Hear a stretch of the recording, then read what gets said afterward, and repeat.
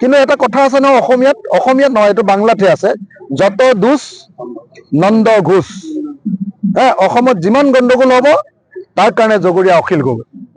গতিকে মোকে ধৰিছে, মোক ধৰাটো ইমান উজু কথা নহয়। মোৰ কাৰণে জেইলো একেটা ঠাই।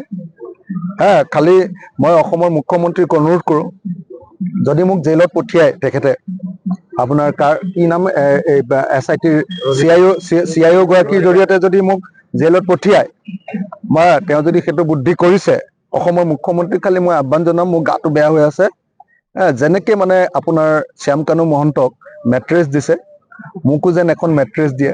জেলত বৰ ফটা কম্বল থাকে, তাত শুব নোৱাৰি, আৰু লগতে 2খন কম্বল যাতে দিয়ে, অলপ ভাল চাই। আৰু তেওঁ ঘৰত থকাবিলাক নালাগে বাৰু, অলপ ভাল চাই 2খন যাতে কম্বল দিয়ে, আৰু বেড কভাৰ এখন আৰু আঁঠুৱা এখন। খুব মহ ওলাইছে এতিয়া, তো গতিকে আজিকালি ঠাণ্ডা দিনতহে মহ ওলাই, জানে নাই? আগতে গৰম দিনত ওলাই, আজিকালি ঠাণ্ডা দিনত।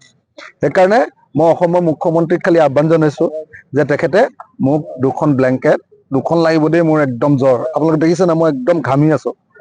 2খন ব্লেংকেট লাগিব, এখন বিচনা চাদৰ, এটা আঁঠুৱা, আৰু কি কৈছিলো, আৰু এখন মেট্ৰেছ কিন্তু হেৰিয়াক দিছে আকৌ দেই, শ্যামকানু মহন্তক দিছে, মোক নিদিলে নহব, মোক ফটা কম্বল দিলে নহব, উৰেহে কোৱা।